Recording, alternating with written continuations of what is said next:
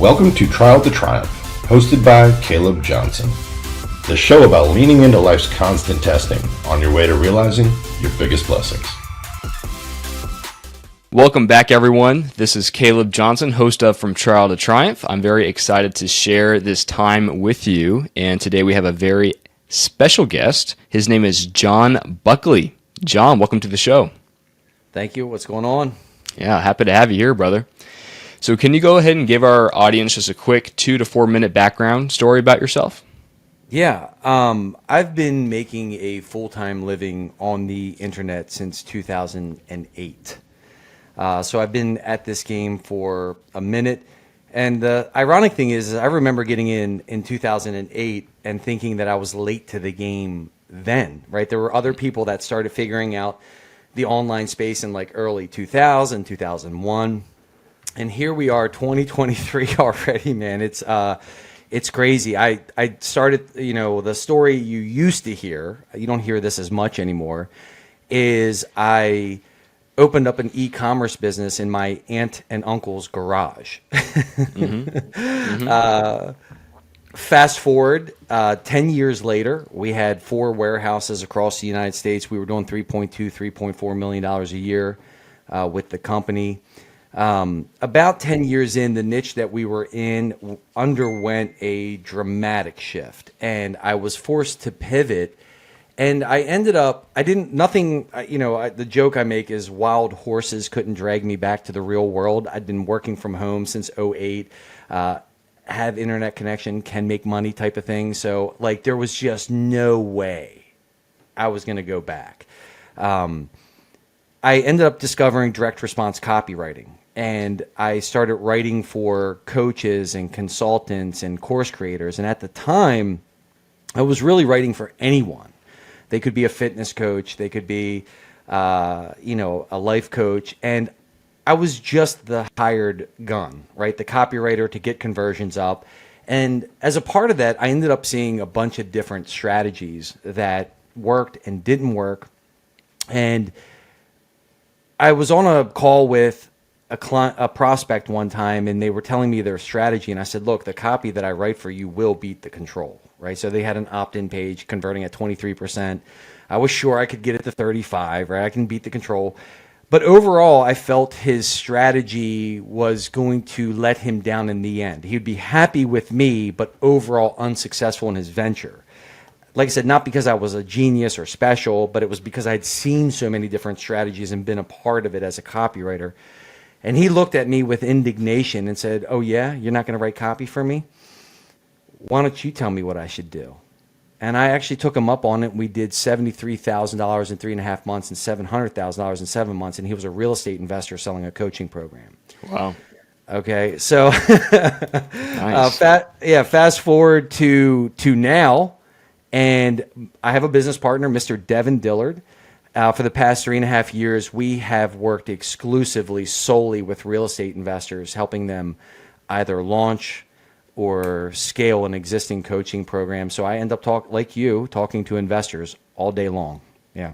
That's fun. That's my job too. And so I love talking real estate talk, man. I could talk that all day long, which is nice because maybe you can resonate, but usually our family doesn't want to talk about it. Right. And so this is all we get how much do. I try to talk to my wife about marketing all the time. It doesn't work out, man.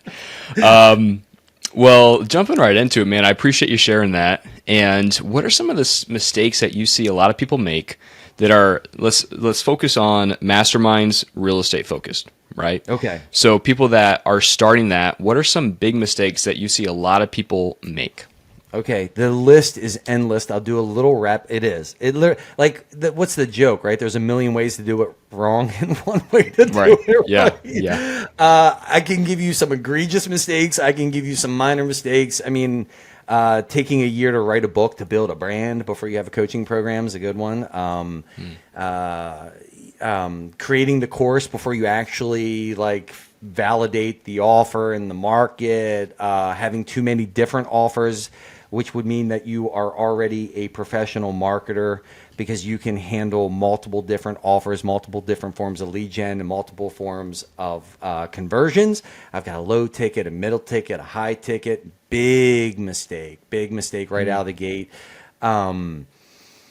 Sometimes, but not in this case, opening a podcast. If your ultimate goal is to coach, it's like I will create podcast. I will coach later. It's like no. But a lot of mistakes like that. Did I throw enough on the table? Yeah. I like Okay. that. And you Yeah. mentioned one, validating the market. And can you explain more what that looks like? Yeah, absolutely. Like one of the things that you don't want to do with a business is go into an ivory tower and work on your pet project and then come out to the people with what you created and be like, why won't you buy this? Buy this, right? What's better to do, and companies like Coca-Cola and all, I mean, they pay multiple millions of dollars to get VOC, voice of customer data. What does your specific niche, let's say you're a fix and flipper, what is the market looking for? What is their biggest problem, or what are their biggest problems? We can start, as long as you're being truthful and honest and forthright, we can start crafting our offer around that real need. You are light years ahead of anyone else that starts this. I love that. One thing that I've also heard from people is that like offering your program for free, and then while you're in there, maybe let's say a month, so you have 20 people in there, you get all the kinks out, right? And then your product is kind of smooth sailing, and then you already have 20 people in your program, and then you have to go to them and say, hey, look, I'm starting to charge for this. If you want to do it, you're more than welcome to, but I need to start charging for this. Is that kind of what you're talking about there? I'll answer your question this way. Let's say that you want to, a friend of yours wants to open a restaurant. Mm-hmm. And they come up to you and they say, Caleb, man, you're a man of business. You've done investing. You've been doing this for years. He's a friend, right? I really respect the way you think about things. I'm thinking about opening a restaurant. And Caleb looks at his friend and says, yeah, I think that's a great idea. I think what you should do is probably sell your food for free for the first 3 to 4 months. Ask them if they like the flavor. I can come to 2 conclusions if that was the advice you gave your friend. Number one, he's not really your friend and you secretly hate him. Mm-hmm. Or you shouldn't be giving advice about opening restaurants. Yeah. No, I like that. Huh. So should they just, wow. So what, because that kind of blows my mind, right? So what, I can tell. Should you just, yeah, right? I'm pausing. Excuse my pause. So should they just start kind of charging out of the gate, and then it sounds like that's what they should do, right? Absolutely. Cash flow is king. Cash flow is the lifeblood of any new business or existing business. Okay. Right? Mm-hmm. It's amazing how we all know this stuff in our area of expertise, right? Like we're investors, we do multifamily, or we raise capital, or we do STR, or whatever, tax liens, tax deeds, whatever. We know that there, but we magically erase our brain when it goes to marketing and coaching. It's like, just do your first fix and flip for free. Well, when you put it like that, yeah, it doesn't make sense, right? It's amazing. See what happens. This is why you get experts in your corner, right? This is why someone would want to hire an REI coach, because I guess, to just show a little bit of humility, I would be doing that when it came to investing because I don't know it the way you know it. Like I would be coming in saying, okay, so I guess I should do my first one for free. Like it would be me on that side. Mm-hmm. This is why we hire coaches. This is why real estate experts are needed, because people waste months and years having these honest thoughts, but they're wrong, and they're in the wrong order. Right? This is why people want your expertise, right? Yeah. Because it can take Absolutely. one comment like that to change how you think about it. Yeah, yeah, amen. And so for people that are starting off, then kind of where do you recommend they start? Let's say they have a few thousand followers and they have their business plan. They want to help people that are in residential real estate. They want to scale to apartments. They want to buy their first apartment complex. And let's say Caleb's going to help them do it. And so that's your platform. But I mean, I'm not going to offer it for free now that John told me not to. So where do you go from there? Yeah, that's a little bit. There's a little bit. I think what I can do is that's a very specific question, specific to the coach, specific to the niche, specific to the delivery. But I can still give a broad answer to that puts meat on the bone here. But Yeah. take this with a little bit of a broad brush stroke, right? Is you want to charge high ticket, right? You immediately want to go to high ticket.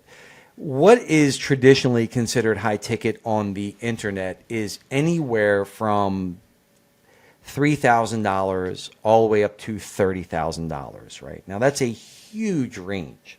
And yes, the niche of investing that you're in does put you into certain categories, certain ranges, but you want to make it worthwhile to do it and to be able to deliver, right? Part of being able to get results is for your students is being in a position where it doesn't hurt you to do it. Right. It doesn't hurt the client to do it. Yeah, Right, and you like, Okay. oh, you gave me $1. Wait, you need help? How many times are you going to call me, or how many? Right. I'm Right, just saying, like, yeah. you need to make it financially viable for yourself to execute. That's a good point. I think so many people I see so many people, John, they start on a path, they want a goal and they work 5 years to get it. And then they get to the end of the rainbow and they're still unhappy, right? Because they didn't ask, why do I really want this? They didn't process it through, or they didn't get a coach who had the end result and that could steer them in the right direction and say, no, you shouldn't do that because that's not even what your why is. You want X. You're saying you want Y, but your true heart's desire is X. And so don't do that. And that's why I think it's so important to have a coach. 100%, right? And a lot of us are stubborn, right? Like, I mean, real estate investors too, right? Like, I mean, we have a very can figure it out ourselves attitude, right? Real estate investors do. All entrepreneurs do. And when it just takes one really good mentor to disabuse you of that. I mean, I literally hire experts for every area of my life now. I mean, just because I know what it does in acceleration and, what you were just saying a couple minutes ago about you have an end in mind, and sometimes unpacking foundational mistakes can cost you a year. Mm-hmm. Who has that now? Who has that? I don't. That's for I sure. don't. Yeah. No, man. Yeah. Yeah. So let's talk about the conversion, right? So you have some people and you have a course or you have an idea and you're putting this course together. And so I approach you. Do you approach your prospects with a webinar and say, hey, I'm going to teach you the 7 things about this, and then at the end you mention you have a course? Do you call these people? Do you text these people and give them a pitch on the phone?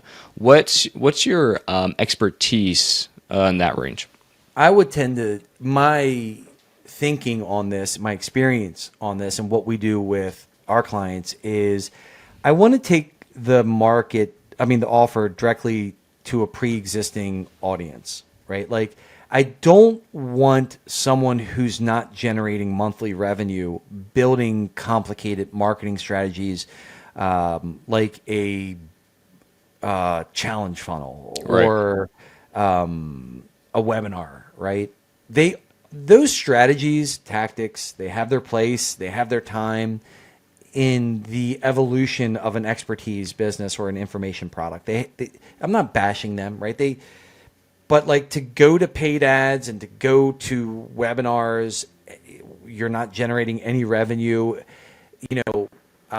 is a huge mistake. So to answer your question directly, I really recommend nurturing and cultivating the existing audience and saying the right thing that is actually attracts that specific avatar to you to reach out to you. And then obviously, because we're charging high ticket, 33,000 or more, you want to get on a call with them because, look, you really want to be in the life-changing business. I want to make sure you're a good fit. This is not have Amex will swipe, right? Can you genuinely help them? Look, we're all connected in this industry. This is a networking industry. Have no shame to be like, you know what? I hear you. That's not quite my expertise, but I know Bob over here. He's been doing capital raising for 20 years, right? Like, then you can actually refer them to the right doctor, right? Like, and if you happen to be the doctor that can help them get a few steps in their journey, not to the end, there's some misconceptions about REI coaching that would be a good thing to talk about. Not get them to their ultimate goal, but if you can pull them along in their journey, then you are the doctor right now, right? So you want to talk to them. You want to meet them face to face. Yeah, and I vet love them. that. Yeah. Yeah. If you have kind of looking at social media, or I think of people that, let's say someone wants to start a course and they know people on their phone, right? It's something kind of like do you tell people, hey, text them, man, hey, look, I've got this opportunity, a course, and I think it would be right up your alley on social media. That's, you don't really have their phone number, so it's not that personal. But do you recommend just going in their DMs and saying, hey, look, this is this opportunity I have, this new course. It helps do what you want to do.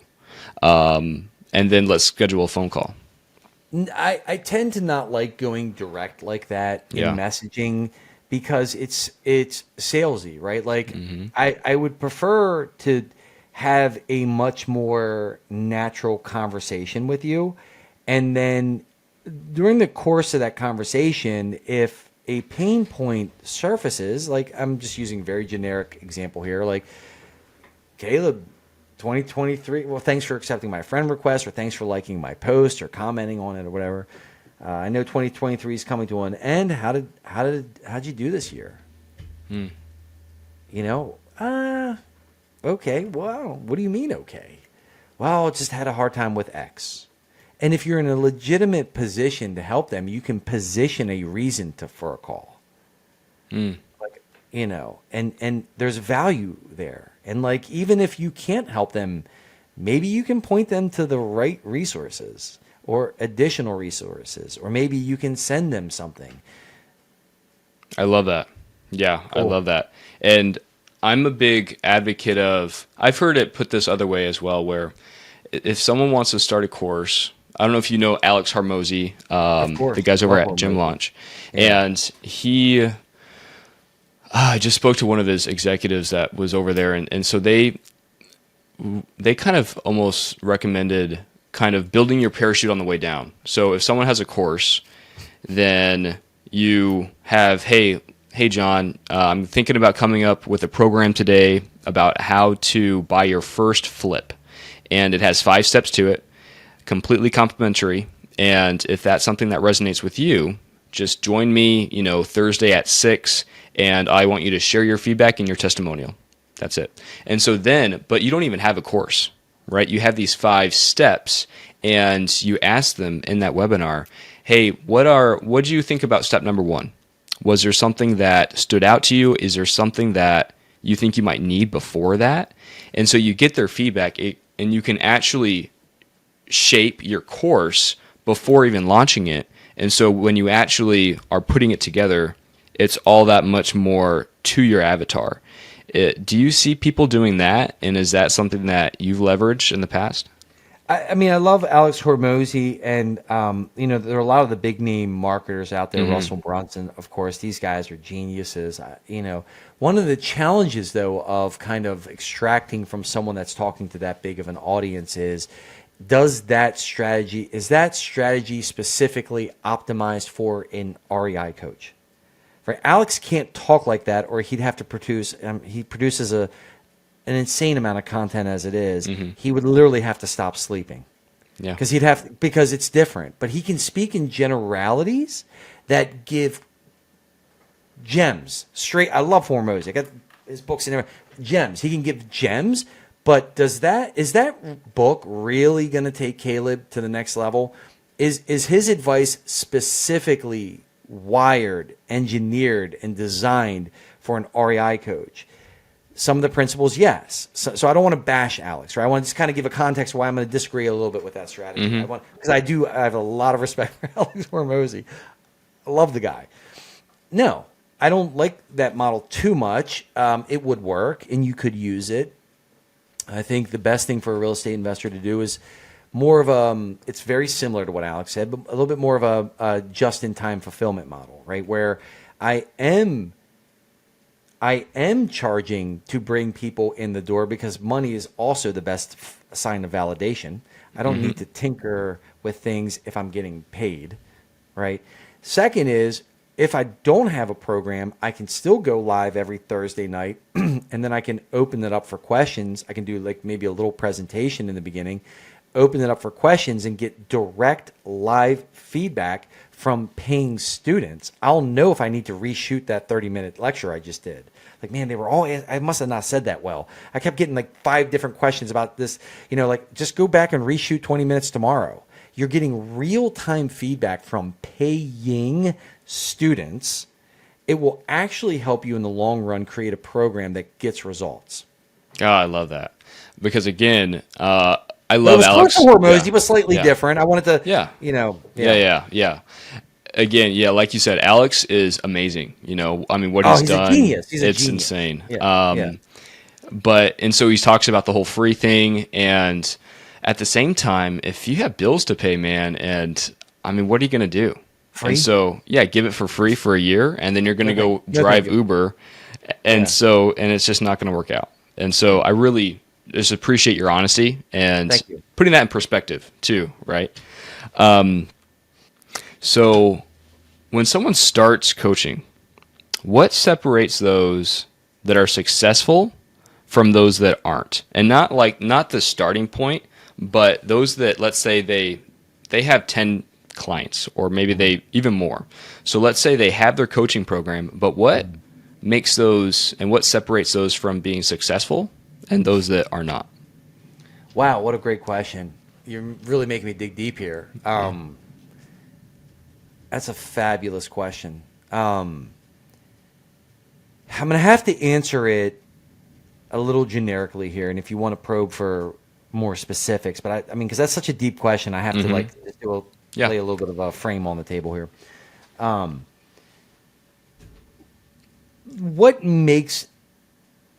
I believe, generally speaking, what makes people successful in general, and this is going to translate to being an REI coach, is finding out what the 2 to 3 metrics that matter are, and every day waking up and focusing on them.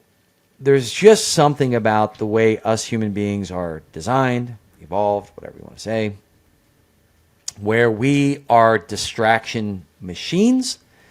We are always trying to solve problems we don't have yet, that we just wake up one day and realize that we moved away from the core fundamentals.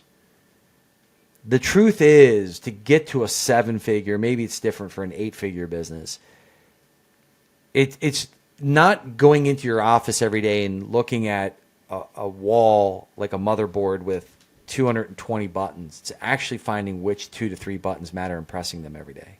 Yeah. Oh, so good. And how that relates. You get so distracted, though. I get distracted all the time, man. Yeah. Oh, me too. And what that looks like for me in my business, right, and real estate, right? So we're talking about real estate investing.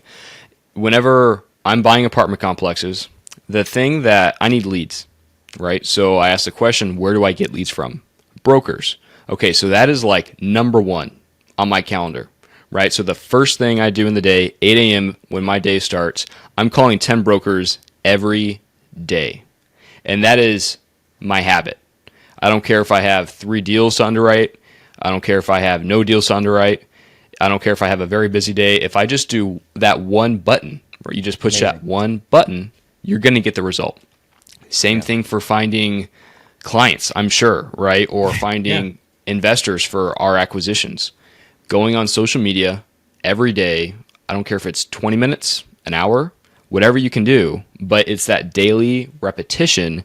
And not only are you going to get a solid habit, but at the same time, you're going to get your end result. Yeah. Yeah. And the key is just finding what they are. And a lot of times, you know, a coach can tell you what they are, like someone who's a little bit ahead of you, right? And then in other more like kind of woo-woo-ish terms, I'm not a woo-woo guy at all. It's one of the reasons I like working with investors, by the way. It's very direct, blunt speaking. Sometimes they give you permission. Yeah, you're right. Focus on those three because you want to make it more than it is. You know, sometimes it's just the right person that you trust in your corner saying, yeah, you're right. Yeah, absolutely. You're right. It's funny. I mean, because Caleb, you're an entrepreneur. You're, you know, how quick we lose quarters, business quarters. Just right. I still feel like it's February, 2023. Yeah. The year's gone, right? It's gone. It's over. Yeah. We're in October now. It's over. 2020. You know how you did this year. Be honest with yourself. Amen. Now, so we talked about three things, right? So it's like any business, right? If you just do the three things every day for a 7-figure business, you're going to get that result. Now, whenever it comes to starting a coaching course, we're going to go a little bit deeper. What are three things that people should do? And you might need to go general, but what are three things that people that are starting a course should be doing every day? Okay. Yeah. So, assuming you already have your offer, your pricing dialed in, and the messaging of your offer dialed in. I mean, that's the foundation. Don't go past go. Don't collect $200. And make sure you don't sound like every other REI coach on the internet, right? I mean, there are other people doing this. I'm sure you know.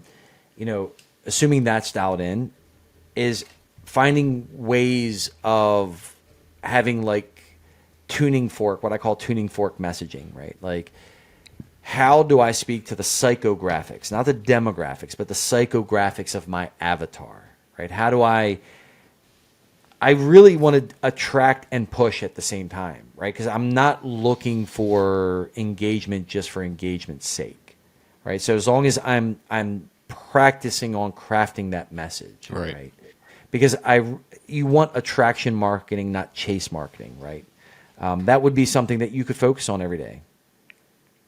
Okay. So kind of dialing in. So whenever you have that correspondence between a lead, right, you're dialing in that script. And, okay, when I said this and this, I got the result I didn't want. So what if I tweak that one sentence and then, again, it's like tracking a KPI, a key performance indicator, tracking the response. And okay, that was a green light. And then you got to the next sentence and I didn't get the response that I wanted. Let's tweak that word or that sentence. And that's another thing that Hermosi talked about was they didn't want right. They wanted to find out what right was. Right? So you're constantly testing. Yeah, iterating and yeah. Right. I mean, I think for a lot of it is just kind of get good at telling stories, get good at telling the right kind of stories, get good at converting engagement into conversations, and get good at converting conversations into students. Oh, I love that. That could be on a plaque somewhere. That's cool. Now, we kind of just talked about it, but I feel like you talked about the fundamentals, right? The foundation, which is the script, right? Your initial lead or your initial offer. How do you figure out what that should look like? There are a couple different heuristics or frameworks that you can use to start answering that. One of the good questions to ask yourself is, what type of people do I like being around? Like, let's say you know how to wholesale, you know how to fix and flip, and you know how to do commercial. You're like, you know what? Nothing against wholesale people. I just like talking commercial all day. Well, you should probably look there, right? Because you're going to bring a lot of these people into your life, right?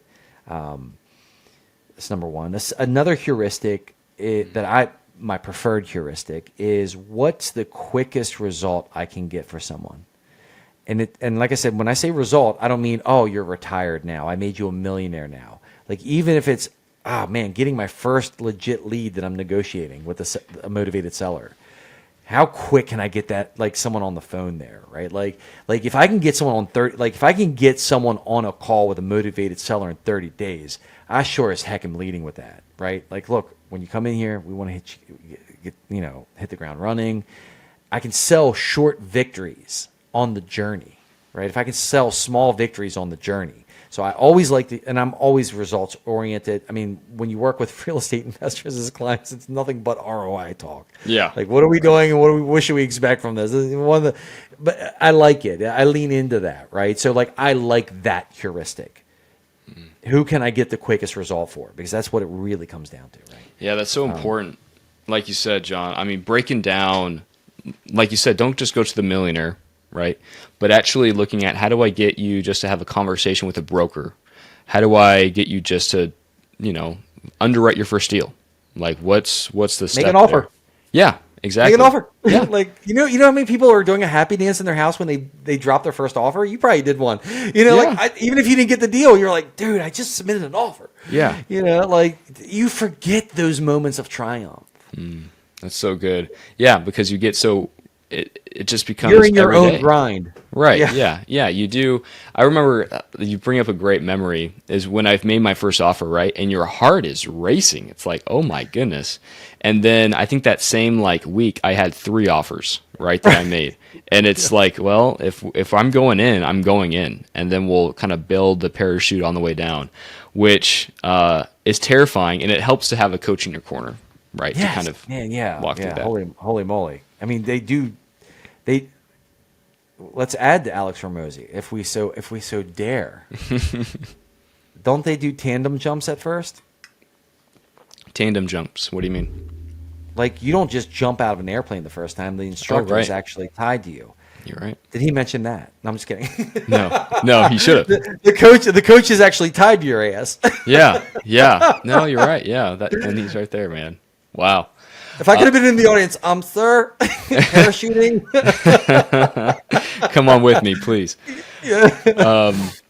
Now, what if someone is right? So if you're starting this coaching program, the end result, especially for real estate investors, ROI. What's my return on investment? Why am I paying you, Mr. Coach? And you think, wow, there's a responsibility there where my goal is to maybe not get you retired, but my goal is to whatever the theme is, right? If I want to help you buy your first flip, then that's my end goal. So what if I don't get you there, right? And so there's a little bit of intimidation in that coach, right? Because he's thinking, well, shoot, man, if I have 10 clients and they don't do anything in 12 months, what does that say about me?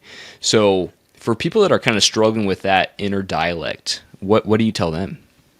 There's 2 things really going on there, and if it's cool, if I might forget, come back to imposter syndrome, because there's a little bit of 2 answers going on here with the question you just answered. I'm going to put the imposter syndrome to the side for a second and answer your more direct, the direct element of that question, right? So, like, number one, it always takes 2 to tango, right? So you have to remember, like, you're not going to be treated any different than you would treat your coach. Like, I just paid you. Where's my house? Right. Like, you're not going to, you realize that you actually have to show up. You realize that you actually have to work, and you realize that when you're confused, you genuinely just need to reach out and ask for help. That's right. If you can get students like that, they will get to what you know. They will get to the finish line, and you just need to encourage them to be like that. You want to shape your students that way. The other thing, too, is to just have in your heart that all things being equal, if someone pays me and does everything I tell them to do, they take a little bit of action every day. Even if they have the W-2, they're still taking action. When they fall down, because nothing works 100% all the time. If they fall down, you see that they're the student that stands up and dusts their pants off. And then when they're genuinely confused, they ask you questions. You have to have a place in your heart that you will not stop working with them until you both get there, because that's someone worth keeping in your life. And I don't care if I told you it was a 12-month coaching program and you didn't get your house in the first 12 months. In my heart is this can take 20 months with the way you are as a student. I don't care. Right? So if you have if that's in your heart, you're fine. You're fine. You're not just taking people's money. Yeah. I think that's so foundational, right? If you had that inner conversation with yourself and you know that you're that type of person, it's almost that relieving. they dance with you. They got to dance with you, right. The student, right? They can't disappear and not do the work, right? Absolutely. Yeah. Absolutely.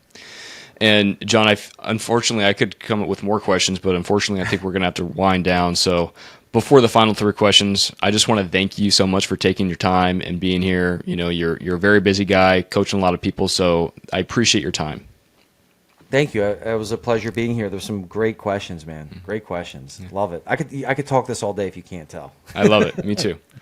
Now, John, the first question is, if you can recommend a book to our listeners, what would that be?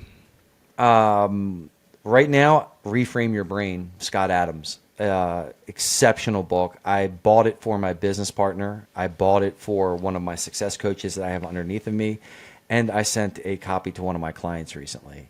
Scott Adams was the creator of Dilbert. He's probably the most influential person on me over the past 10 years about persuasion and messaging. And he talks about how we tell ourselves a normal story that, I strike out 90% of the time. And then the reframe your brain is, man, I only need to be successful 10% of the time to make it. Right? Like, so what are you focusing on? What are you thinking on? I love the book. That'd be the recommendation. So cool. Now, if people want to learn more about you, John, maybe work with you, where's the best place they can do that at? The best place, in all honesty, is just to send a friend request on Facebook. We post our content. We work exclusively with real estate investors. We post our content. We post the type of work we're doing with clients. Just John Buckley on Facebook. My business partner is Devin Dillard. He posts a little bit more than me. You might want to friend him first. He posts a little bit more than me. We're always posting and talking about what we're doing with real estate investors and coaching programs. Beautiful. And the last question, John, is if you can share one final thing with the listeners that they can take away from today's show, what would that be? I think it goes back to something we talked about earlier. It's constrain your focus, right, to the 2 to 3 metrics that matter. I've had to do that recently. I'm just because I'm a human and I get pulled in the million directions, right? And it was a reset. Even I need it, and I will probably need again in 3 months when I find myself straying and grabbing shiny objects, and then going, wait a minute, fundamentals. So just stay focused, constrained, less on your plate, better. Mm-hmm. John, thank you so much again for being with us. And to the listeners who tuned in, I appreciate your time. See you later. It's time to grab your victory. Find us on the web at redseacapitalgroup.com and follow us on Instagram and Facebook at Red Sea Capital Group.